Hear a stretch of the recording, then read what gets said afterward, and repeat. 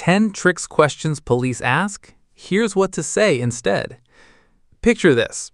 Red and blue lights appear behind you. You pull over. The officer walks up to your window. Before they've written a ticket, before they've checked your license, before they've decided what happens next, they ask one simple question. Do you know why I pulled you over? Most people think this is small talk. It isn't, because in the next 5 seconds, the entire encounter can change. The officer is listening for something very specific, and depending on how you answer, you may hand over the evidence they need to justify a citation, expand an investigation, or continue questioning. That's why the most important moment of the stop isn't when the lights come on. It's the moment you answer the officer's first question. Today we're breaking down 10 common questions officers ask, why they ask them, and the one response that helps you avoid the trap. Because despite all 10 questions, they're all trying to reach the same decision point, the moment you start explaining. And once that happens, the encounter often becomes much harder to control. Most people don't know their rights until it's too late. If you want to stay one step ahead and never get caught off guard, hit subscribe now. And if this opened your eyes, share it with someone and tell me your thoughts in the comments. Let's get into it.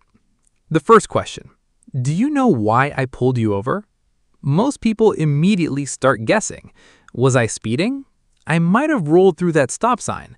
I was probably going a little fast. Without realizing it, they've just admitted facts the officer may not have mentioned. The officer didn't ask because they forgot. They asked because they want to know what you're willing to say. Question number 2. How fast were you going? Sounds harmless, but listen carefully. Officer, how fast were you going? Driver, maybe 10 over. That answer can become far more important than people realize. Question number 3. Where are you coming from? Question number 4. Where are you headed? Question number 5. What were you doing over there? Question number 6. Have you had anything to drink tonight? Question number 7.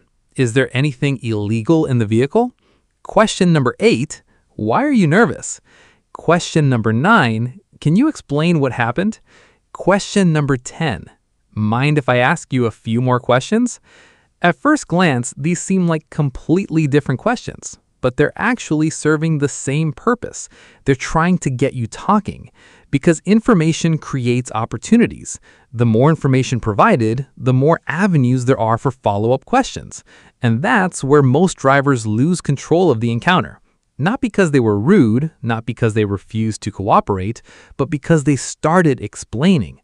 So why do officers ask these questions? Simple. Information gathering. An officer arrives at a stop with limited information. Maybe they observed a traffic violation, maybe they noticed unusual driving behavior, maybe they're investigating something unrelated. Questions help fill in the gaps. The officer is looking for consistency. They're comparing observations against answers. They're evaluating credibility. They're determining whether there's a reason to continue investigating. None of this is unusual. It's a normal investigative process. But for drivers, understanding that purpose is important, because once you understand why the questions are being asked, you can recognize the real decision point. And here it is. The decision point isn't when the officer asks the question. The decision point happens when you begin explaining. Watch what happens. Officer, do you know why I pulled you over? Driver, yeah, I was probably speeding. I was running late for work. Immediately, the conversation changes. Now the officer has an admission. They have context. They have additional details. They have more things to explore. Maybe the stop remains simple. Maybe it doesn't. But the driver has given away information before understanding where the encounter is headed. Now watch the alternative. Officer, do you know why I pulled you over? Driver, I prefer not to answer questions. That's it. Short, calm, professional. No argument, no attitude, no accusations. Just, I prefer not to answer questions. Memorize that sentence because it works for almost all of these situations. Officer, where are you coming from? I prefer not to answer questions. Officer, how fast were you going? I prefer not to answer questions. Officer, where are you headed? I prefer not to answer questions. Notice what's happening. The officer isn't receiving extra information. The encounter stays focused. The conversation doesn't expand. And that's the goal. Not winning an argument, not challenging the officer, not giving a speech, just avoiding unnecessary explanations. Now, let's talk about what usually happens next, because officers rarely stop after one question. Officer, why don't you want to answer? Many people panic here. They think they must justify themselves. But that creates the exact problem we're trying to avoid. Instead, remain consistent. Officer, why don't you want to answer? Driver, I prefer not to answer questions. Officer, you have something to hide? Driver, I prefer not to answer questions. Officer, this will go easier if you cooperate.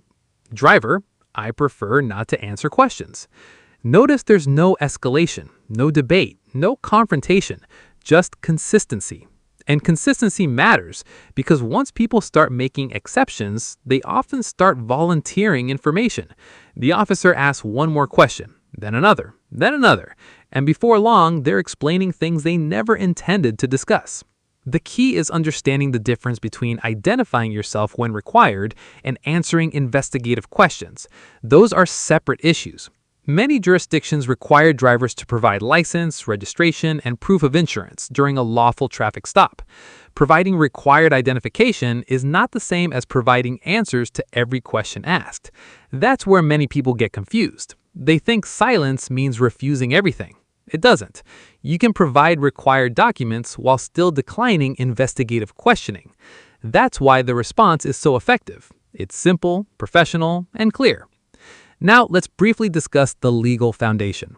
In the United States, the Fifth Amendment generally protects individuals from being compelled to provide self-incriminating statements. The exact application can vary depending on circumstances, but the broader principle is straightforward. You are generally not required to volunteer information that could later be used against you.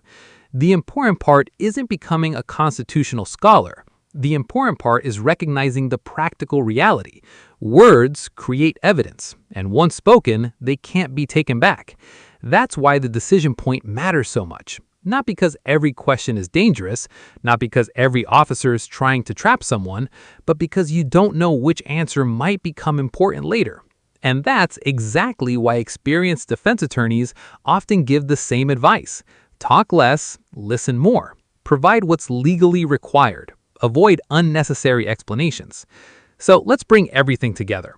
The trap isn't any single question. It's the assumption that you must explain yourself. The questions may change. Where are you going? How fast were you driving? Do you know why I stopped you? Have you been drinking? But the objective remains the same. Get you talking. The decision point occurs the moment you start explaining. That's when the encounter often expands. That's when additional questions appear. That's when information begins accumulating. And the exact phrase to remember is simple.